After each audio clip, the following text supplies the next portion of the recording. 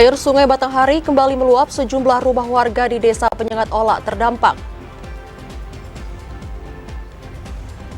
Debit Sungai Batanghari kembali meluap, BPBD Kabupaten Batanghari akan melakukan langkah penanggulangan. Masjid Jami Darussalam menjadi bukti sejarah agama Islam di Desa Penyengat Olak.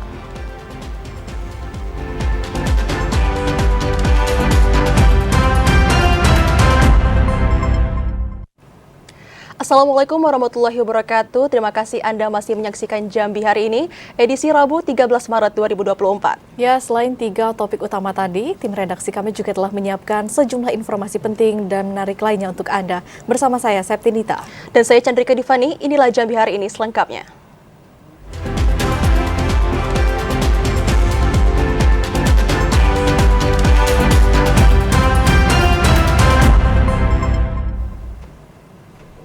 Ya, mengawali Jambi hari ini, saudara, air kiriman dari bagian Ulu menyebabkan air Sungai Batanghari kembali meluap ke wilayah dataran rendah. Salah satunya Desa Penyengat Olak, Kabupaten Muaro Jambi. Air masuk ke pemukiman warga melalui saluran air dengan ketinggian bervariasi.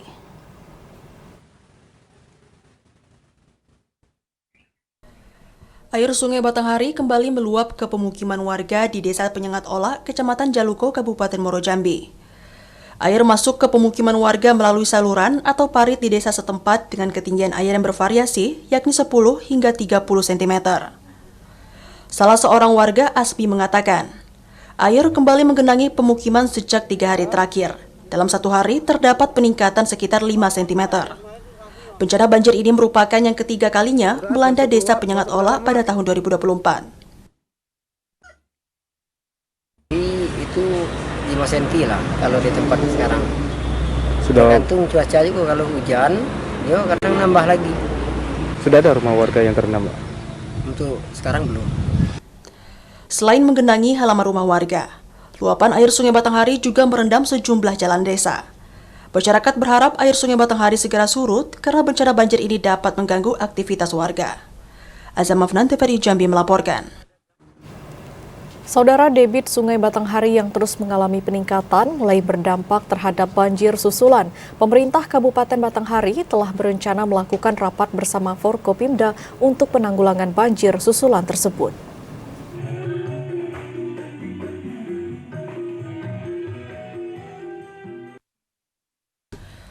Kurun waktu sepekan terakhir, kondisi air Sungai Batanghari kembali mengalami peningkatan signifikan. Telah berdampak pada sejumlah warga yang bermukim di daerah aliran sungai atau DAS. Sejumlah rumah maupun akses jalan sudah terendam banjir. Terkait hal ini, pihak BPBD Batanghari berencana akan melakukan upaya penanggulangan banjir susulan. Kepala Pelaksana BPBD Batanghari, Ansori, mengatakan, rencananya pada Kamis besok pihaknya akan melakukan rapat koordinasi bersama Forkopimda setempat, guna membahas langkah penanganan banjir sekaligus menetapkan status terhadap banjir tersebut.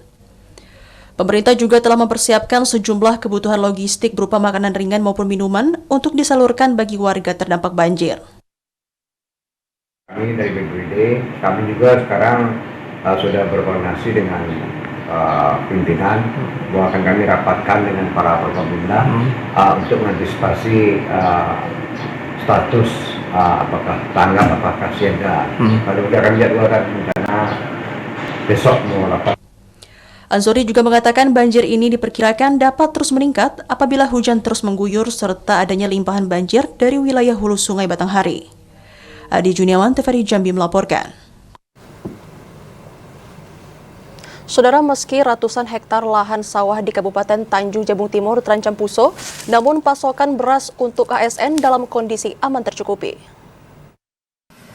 Dinas Ketahanan Pangan Kabupaten Tanjung Jabung Timur memastikan persediaan beras untuk ASN masih mencukupi, meskipun ratusan hektar sawah gagal panen karena dampak banjir. Berdasarkan data yang dihimpun dari Dinas Tanaman Pangan dan Hortikultura Kabupaten Tanjung Jabung Timur, sebanyak 559,5 hektar sawah terdampak puso atau gagal panen. Ratusan hektar lahan tersebut berada di Kecamatan Berba, Rantau Rasau, dan Sabak Timur.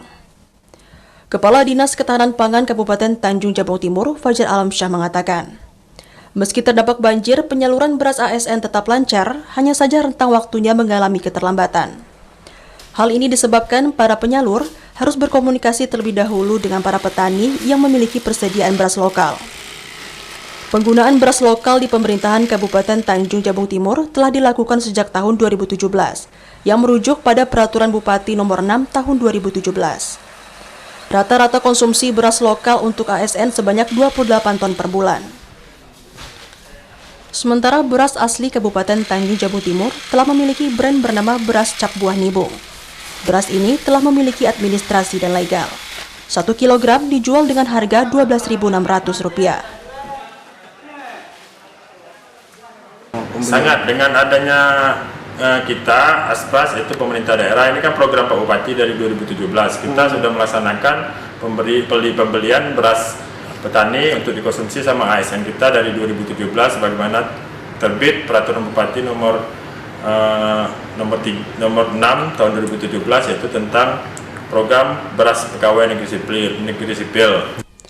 Pada penyaluran beras ASN dalam 1 bulan, petani mampu menyalurkan sebanyak 30 ton. Angka tersebut bisa berubah seiring kebutuhan meningkat. Klifa Patria, TVRI Jambi melaporkan.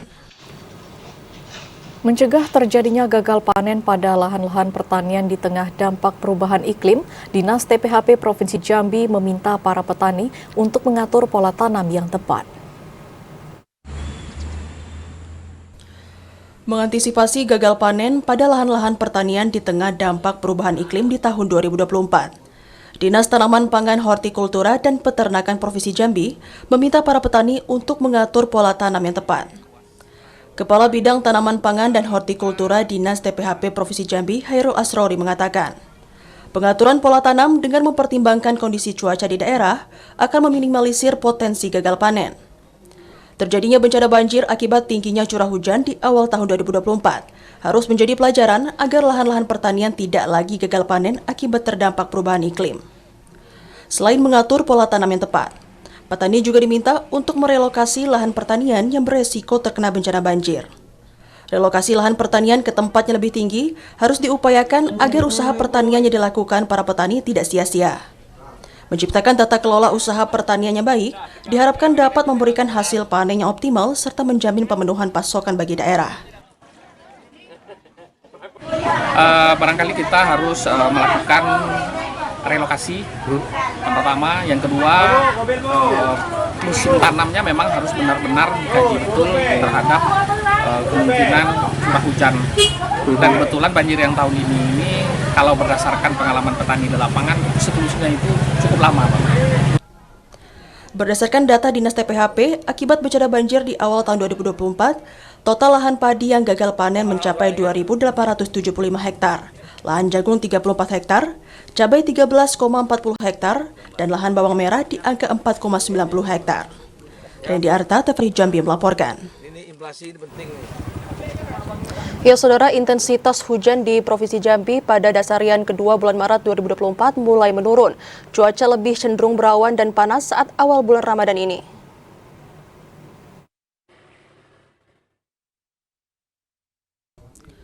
Badan Meteorologi, Klimatologi, dan Geofisika Provinsi Jambi memprediksi intensitas hujan di Provinsi Jambi mulai menurun, khususnya pada dasarian kedua bulan Maret 2024 di awal Ramadan ini.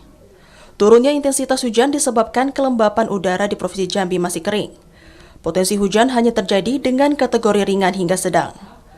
Kepala BMKG Provinsi Jambi Ibnu Sulistyo mengatakan, dalam 3 hari ke depan cuaca akan lebih cerah dan berawan. Namun pada dasarian ketiga bulan Maret hingga April, intensitas hujan akan kembali meningkat. Berdasarkan perkiraan BMKG Provinsi Jambi, pada akhir Maret hingga April 2024 nanti menjadi puncak kedua musim hujan. Masyarakat perlu mewaspadai potensi bencana banjir dan longsor. Namun perkiraan kami dari potensi hujan berbalistik mulai tanggal 12 atau 13 Maret sampai 15 Maret 2024 itu ada potensi berawan. Sehingga di awal bulan Ramadan ini, di akhir minggu ini ada potensi cuaca berawan. BMKG Provinsi Jambi juga akan terus mengeluarkan peringatan dini terkait perkembangan cuaca di Provinsi Jambi, sehingga masyarakat bisa waspada dari dampak bencana alam yang ditimbulkan. Joko, TVRI Jambi melaporkan. Libur Ramadan dan Nyepi 2024, aktivitas penumpang di Bandara Sultan Taha meningkat. Informasinya akan kami hadirkan usai jeda. Tetaplah bersama kami di Jambi hari ini.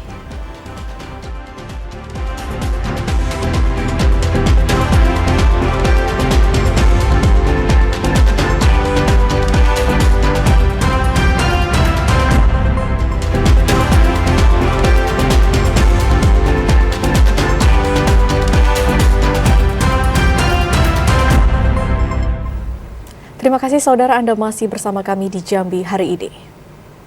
Harga ikan air tawar jenis nila dan ikan mas di pasar tradisional Atas Sarolangun mengalami kenaikan seiring tingginya permintaan konsumen. 90% pasokan ikan kerambah disuplai dari luar daerah. Tingginya permintaan konsumen membuat harga ikan kerambah jenis nila dan ikan mas serta ikan patin di pasar tradisional Atas Sarolangun mengalami kenaikan sejak 1 bulan terakhir. Kenaikan harga berkisar antara Rp5.000 hingga Rp7.000 per kilogram. Salah seorang pedagang ikan di Pasar Atas Sarolangun, Halim, mengatakan, memasuki awal bulan suci Ramadan, harga ikan berangsur mengalami kenaikan. Sebelumnya ikan patin dijual Rp26.000, saat ini naik menjadi Rp30.000. Ikan nila sebelumnya dijual Rp36.000 per kilogram, kini menjadi Rp38.000 hingga Rp40.000 per kilogram. Sementara ikan mas sebelumnya Rp37.000 menjadi Rp42.000 per kilogram. Halim juga mengatakan, naiknya harga ikan di pasaran sudah biasa terjadi jika memasuki bulan suci Ramadan, seiring tingginya permintaan serta mahalnya harga pakan ikan di tingkat sentra peternak ikan. Edi Kusnadi, TVRI Jambi melaporkan. Saudara, awal Ramadan harga cabai di Kabupaten Merangin naik menjadi Rp90.000 per kilogram. Kenaikan dipicu berkurangnya pasokan yang masuk ke Merangin. Informasi selengkapnya akan disampaikan oleh kontributor TVRI Jambi Ramadan dari Kabupaten Merangin. Halo Ramadan, bagaimana harga cabai di Merangin saat ini? Ya, kita harga cabai di sejumlah kota besar di Kabupaten Merangin, seperti di Kota Bandung, cabai mencapai Rp90.000 dari yang sebelumnya pada bulan Februari dulu turun drastis hingga Rp40.000. Kemudian harga cabai hijau pada saat ini juga mengalami kenaikan menyentuh angka Rp70.000 dari sebelumnya Rp30.000. Kemudian harga cabai rawit satunya harganya menyentuh Rp75.000 per kilogram dari harga jual sebelumnya kisaran Rp25 hingga Rp30.000 per kilogram. Melonjaknya harga cabai ini dikarenakan pemasaran dan ketersediaan yang berasal dari sejumlah petani itu tidak terpenuhi atau sangat terbatas. Sementara sama-sama kita ketahui pasokan cabai di Kabupaten Merangin berasal dari Kecamatan Jagat untuk yang lokal, kemudian dari luar kabupaten berasal dari Sumatera Utara, Sumatera Barat, Sumatera Barat. Ya, Ramadan, apakah hal ini berpengaruh dengan daya beli masyarakat di Merangin? Ya, Tika, kenaikan harga cabai pada awal Ramadan ini dianggap hal yang wajar karena permintaan dari masyarakat yang terus meningkat. Selain itu, pedagang juga memprediksi harga cabai akan terus mengalami peningkatan hingga awal Idul Fitri nanti. Ya. Baik, keadaan pasokan cabai di Merangin saat ini masih terkendali dan juga pemerintah masih terus melakukan antisipasi. Terima kasih Ramadan atas laporan Anda, selamat bertugas kembali. Kita ke informasi selanjutnya, saudara. Jumlah penumpang di Bandara Sultan Taha Jambi meningkat. Puncaknya terjadi pada tanggal 8 Maret lalu saat memasuki libur bulan suci Ramadan dan perayaan Nyepi.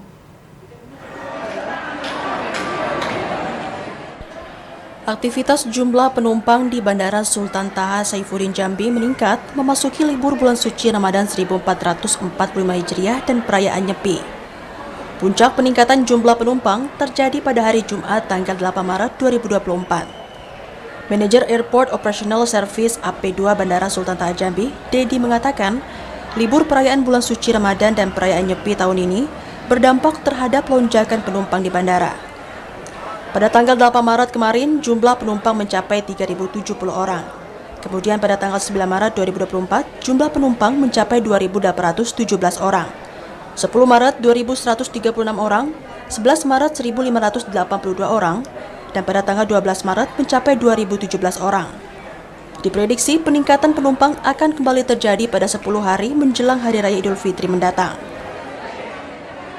Untuk saat ini peningkatan itu terjadi di tanggal 8 terkait 26 movement yang penumpangnya kurang lebih di 3.070 orang dari pergerakan 26 take off landing. Puncak arus baliknya pun yang kita prediksikan di tanggal 12 ternyata dalam kondisi normal saja dengan terjadi 19 pergerakan. Sementara itu, jelang memasuki puncak arus mudik 10 hari menjelang Hari Raya Idul Fitri nanti, petugas bandara akan mendirikan posko pelayanan di area bandara untuk memastikan pelayanan penumpang di bandara tetap terjaga. Ajar TVRI Jambi melaporkan. Setelah resmi ditutup pada 23 Februari 2024, Kementerian Agama RI kembali membuka tahapan pelunasan biaya perjalanan ibadah haji tahap kedua sejak tanggal 13 hingga 24 Maret 2024.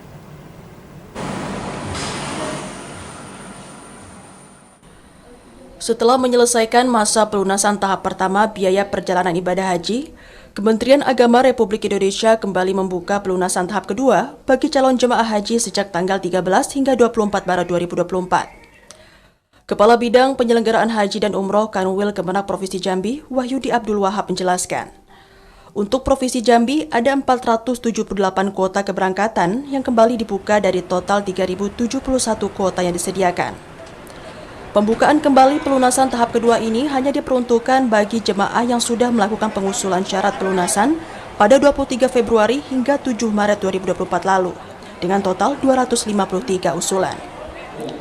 Berdasarkan kriteria yang dikeluarkan Kemenak, ada 3 kategori jemaah yang mendapatkan kesempatan untuk melakukan pelunasan tahap kedua. Pertama, jemaah yang pada pelunasan tahap pertama mengalami masalah gagal sistem. Kedua, jemaah yang masuk dalam kategori penggabungan mahram, dan ketiga, jemaah kategori pendamping lansia. Jika pada pelunasan tahap kedua masih tersedia kuota kosong, kuota tersebut akan secara otomatis diisi dari kuota 350 orang jemaah cadangan yang sudah melakukan pelunasan. Ternyata ada beberapa problematika kesehatan mereka itu yang menyebabkan masuk dalam kategori penilaian evaluasi. Artinya mereka harus melakukan perbaikan kondisi kesehatan. Kemudian ada yang masuk dalam kategori belum input istitoah. Kemudian ada yang masuk dalam kategori terlambat pelunasan. Ada yang masuk dalam kategori maaf waktu itu tidak tersedia uang untuk melakukan pelunasan. Itu masih diberi kesempatan. Hingga ditutupnya waktu pelunasan tahap pertama, hanya ada 2.593 jemaah yang melakukan pelunasan dari 3.071 kuota yang tersedia. Rendi Arta, TVRI Jambi melaporkan. Sementara itu, Saudara, pemerintah Provinsi Jambi menjamin penyelenggaraan pelayanan publik bagi masyarakat tetap berjalan normal saat Ramadan melalui penyesuaian jam kerja ASN. Pemerintah Provinsi Jambi menjamin penyelenggaraan pelayanan publik bagi masyarakat akan tetap berjalan normal saat Ramadan. Sekretaris Daerah Provinsi Jambi, Sudirman, mengatakan, pada bulan Ramadan hanya akan ada penyesuaian jam kerja bagi ASN. Penyesuaian jam kerja ini dilakukan melalui pengurangan jam masuk maupun jam pulang kerja, yang kemudian dikompensasi dengan pemangkasan jam istirahat. Sementara untuk aktivitas kerja sehari-hari ASN akan sama seperti biasanya tanpa perubahan. Pemerintah provinsi akan memastikan seluruh penyelenggaraan pelayanan bagi masyarakat tetap berjalan optimal saat Ramadan. Jaminan pelayanan tersebut akan diupayakan khususnya bagi layanan-layanan yang sangat dibutuhkan masyarakat, seperti pelayanan kesehatan di RSUD Raden Matahir maupun di Rumah Sakit Jiwa Daerah. Ya tetap untuk aktivitasnya seperti biasa, tidak boleh bermalas-malasan walaupun bulan puasa. Ada pengurangan jam kerja, ada pengurangan juga jam istirahat. Kalau kemarin kan istirahat tuh ada untuk isoma, istirahat makan, sholat. Kalau besok kan cuma istirahat sholat lah, ya. Jadi ada pengurangan. Pemerintah Provinsi Jambi menargetkan optimalisasi kinerja ASN mampu memberikan jaminan pelayanan yang prima bagi masyarakat walaupun saat Ramadan. Rendi Arta, TVRI Jambi melaporkan. Maknai bulan suci Ramadan, Pemkab Bungo menggelar safari Ramadan. Informasi selengkapnya akan kami hadirkan usai jeda sesaat lagi.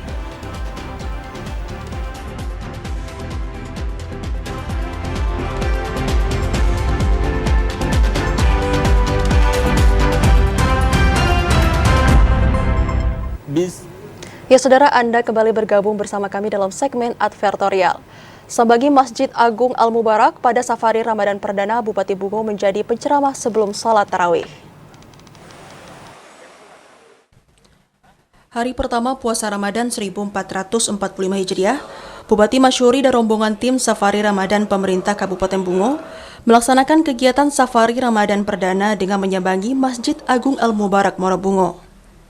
Pada kesempatan tersebut, Bupati Bungo Masyuri bertindak sebagai khatib atau penceramah sebelum sholat tarawih dilaksanakan. Pada ceramahnya, Bupati Bungo Masyuri mengatakan, pentingnya kita sebagai umat muslim bersyukur kepada Allah Subhanahu wa Ta'ala atas terkabulnya doa sehingga masih bisa bersama dengan bulan suci Ramadan tahun ini. Dan Allah masih mengabulkan doa kita untuk sampai kembali di bulan suci Ramadan. Maka mari bersyukur dan mengisi waktu untuk beribadah serta muhasabah diri atas kesalahan dan dosa kita. Mari kita ada bersama telah diberi nikmat oleh Allah dipertemukan kembali di puasa Ramadan 1445 Hijriah ini. Mudah-mudahan sisa umur yang Allah berikan kepada kita, nikmat yang Allah berikan kepada kita, kita pergunakan sebaik-baiknya untuk mendekatkan diri kepada Allah Subhanahu wa Ta'ala.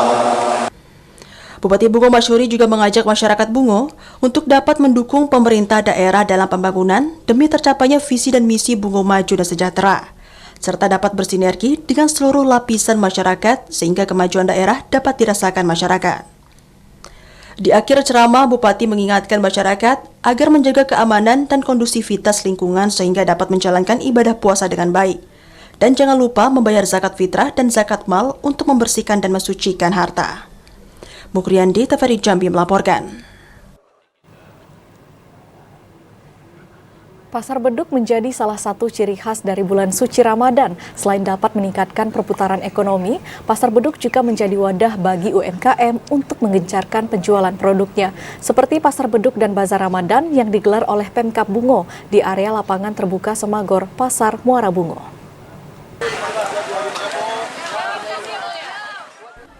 Pada bulan suci Ramadan, pasar beduk merupakan wadah bagi para pelaku UMKM untuk menggencarkan penjualan produknya. Karena tingginya antusias masyarakat untuk berburu makanan berbuka puasa atau berburu takjil. Salah satunya di pasar beduk dan bazar Ramadan yang digelar oleh pemerintah Kabupaten Bungo di area lapangan terbuka Semagor, Pasar Muara Bungo. Bupati Bungo Masyuri mengatakan, pasar beduk dan bazar Ramadan ini bertujuan untuk meningkatkan geliat UMKM serta meningkatkan perputaran ekonomi di Kabupaten Bungo. Sore hari ini walaupun dalam suasana hujan deras, kita buka pasar beduk. Ini kegiatan rutin di Bungo. Setiap awal bulan kita buka pasar beduk. Ini tempat alternatif masyarakat kita untuk mencari makanan berbuka puasanya. Masyuri juga mengimbau kepada para pelaku UMKM untuk tetap menjaga kualitas dagangan dan menghindari penggunaan bahan pengawet yang berbahaya jika dikonsumsi masyarakat. Sementara untuk mengawasi makanan dan minuman mengandung zat berbahaya, Dinas Kesehatan Muara Bungo akan bekerja sama dengan BPOM untuk menyidak UMKM yang berjualan di pasar beduk dengan tujuan menjamin kesehatan masyarakat. Sebanyak 150 pelaku UMKM ikut terlibat dan difasilitasi tenda gratis. Mukriandi, TVRI Jambi melaporkan. Saudara, usai jeda kami akan kembali dengan sejumlah informasi lainnya. Di antaranya Surau Al-Ikhlas Pasar Bawah Sarolangun terus sebarkan tradisi luhur keagamaan bagi masyarakat.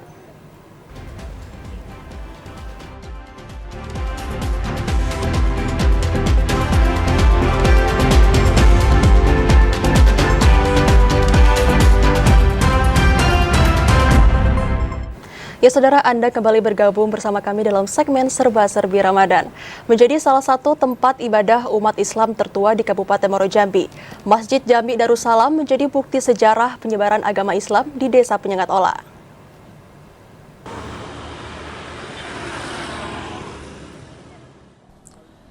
Masjid Jami Darussalam terletak di Desa Penyengat Ola, Kecamatan Jambi Luar Kota, Kabupaten Muaro Jambi. Masjid ini menjadi saksi sejarah bagaimana para tokoh agama menyebarkan ajaran agama Islam di desa setempat. Masjid ini juga menjadi salah satu masjid dengan bangunan tertua di Muaro Jambi, yang dibuktikan dengan tulisan tahun berdirinya masjid di bagian depan. Bangunan Masjid Jami Darussalam juga memiliki arsitektur yang unik. Di bagian atap terdapat 3 tingkat dan di antara tingkatan terdapat celah yang dapat memberikan pencahayaan. Masjid yang dibangun pada tahun 1937 ini didirikan secara gotong royong dan digagas oleh tokoh agama setempat. Di dalam masjid masih terdapat sejumlah peninggalan lama, di antaranya tiang masjid, bagian ventilasi udara, dan lainnya. Ada 5 orang sesepuh warga masyarakat Desa Penyengat Ola itu yang mempunyai tanah ini tersebut. Tanah ini lebih kurang 1000 meter persegi. Dan luas bangunan ini 18 kali 18 meter. Masjid yang dapat menampung 1000 jemaah ini telah mendapatkan renovasi di sebagian titik, namun tidak mengubah bentuk aslinya. Azam Afnan, TVRI Jambi melaporkan. Saudara, surau atau Langgar Al-Ikhlas yang berada di Pasar Bawah Sarolangun menjadi salah satu tempat ibadah tertua bagi masyarakat dan para pedagang yang bersandar di dermaga Pasar Bawah Sarolangun pada era tahun 1970-an.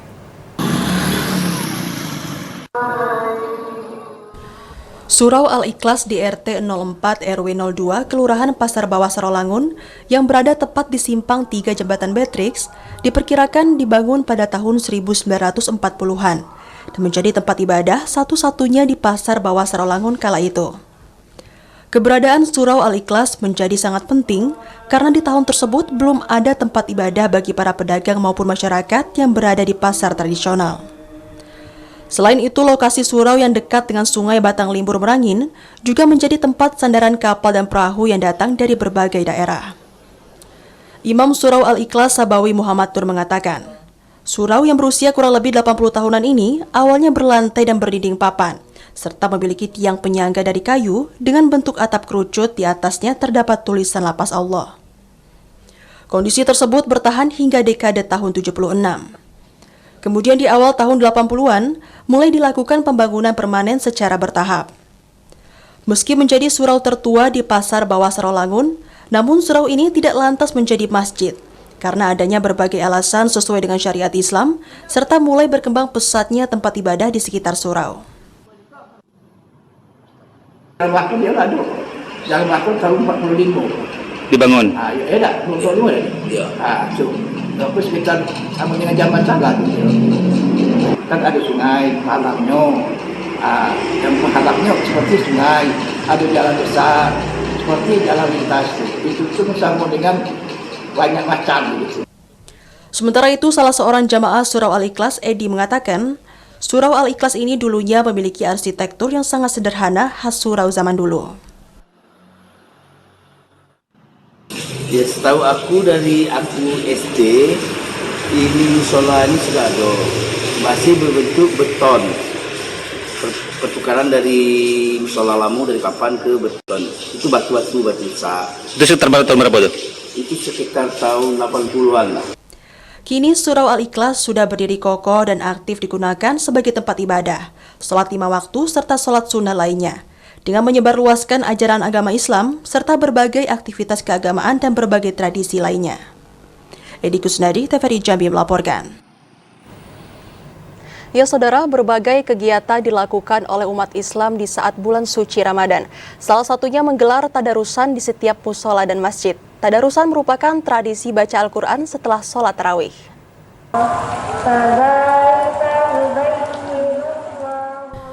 Bulan Ramadan merupakan bulan yang penuh berkah dan ampunan.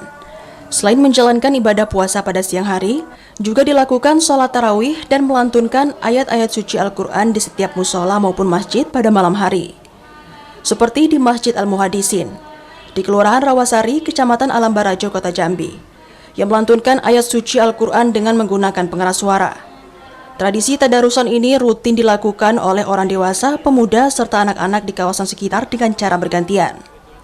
Di saat satu orang membacakan Al-Quran, yang lainnya menyimak dan membenarkan jika ada kesalahan dalam mendaras.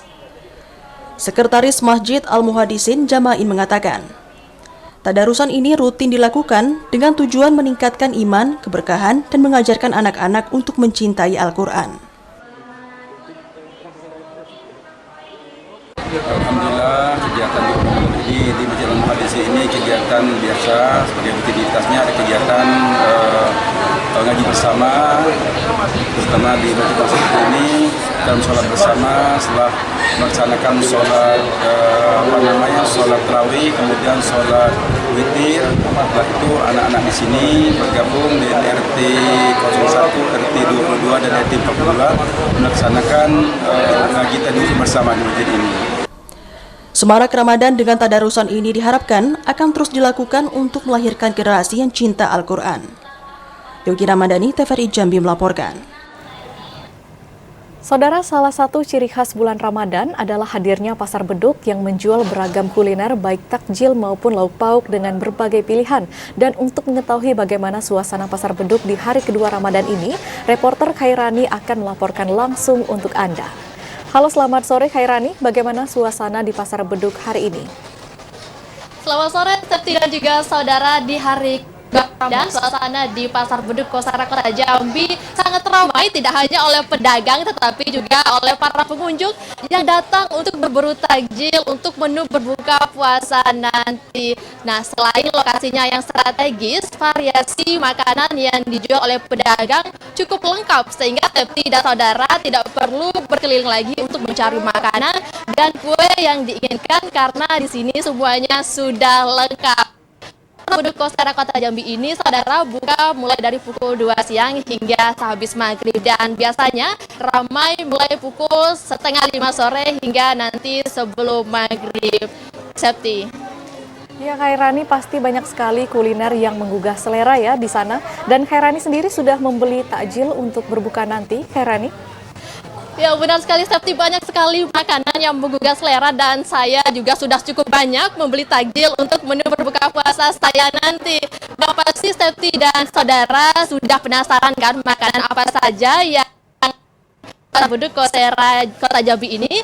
Mari ikuti saya mencari salah satu pedagang, Ibu Eva. Selamat sore, Bu Eva. Ibu Eva ini menjual makanan apa saja nih, Bu? Makanan lopis, lemang, risol, dan sama-sama lainnya.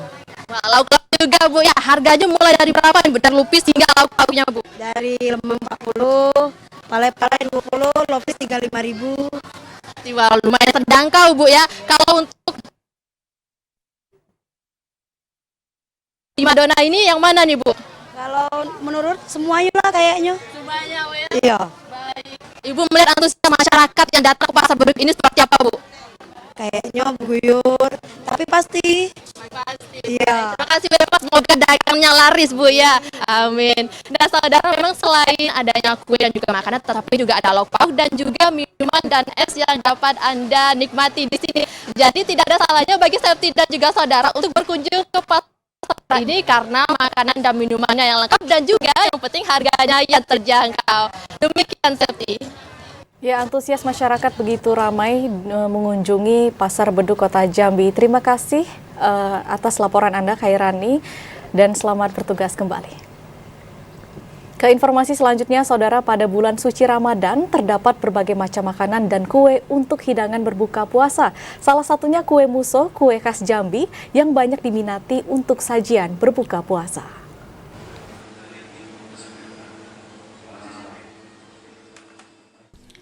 Bulan suci Ramadan merupakan bulan yang membawa berkah. Salah satunya bagi usaha kue rumahan dengan membuat berbagai macam jenis kue untuk sajian berbuka puasa. Salah seorang pelaku usaha rumahan, Megawati, mengatakan mengalami peningkatan pendapatan di bulan suci Ramadan. Pasalnya salah satu kue tradisional Jambi buatannya, yakni kue muso, banyak diminati oleh masyarakat. Kue muso merupakan campuran dari bahan tepung ketan, santan yang dicampur gula dengan tepung terigu, telur, dan coklat bubuk. Kemudian semua bahan diadon untuk dimasukkan ke dalam cetakan dan dikukus sekitar 5 menit. Setelah bahan kulit kue muso yang dikukus telah berwarna kecoklatan, selanjutnya siap dimasukkan isi santan di tengahnya dan kemudian dikukus kembali selama 10 menit. Itu pakai ketan, terus pakai santan, dicampur dulu sama terigu, gula, telur, terus itu nanti ketan sama terigunya kita campur sama gula. Kue muso jajanan tradisional khas Jambi ini relatif murah, dibanderol dengan harga Rp1.000 per buah. Bagi masyarakat yang ingin mencoba rasa kue muso, dapat datang langsung ke stan Kue Mami di Kelurahan Talang Babat, Kecamatan Muara Sabak Barat, Kabupaten Tanjung Jabung Timur. Kliva Patria, TVRI Jambi melaporkan. Dan saudara, informasi tadi sekaligus menutup perjumpaan kita di Jambi hari ini. Terima kasih atas perhatian dan kebersamaan Anda. Saya Septinita. Dan saya Chandrika Divani bersama kerabat kerja yang bertugas pamit undur diri. Wassalamualaikum warahmatullahi wabarakatuh dan sampai jumpa.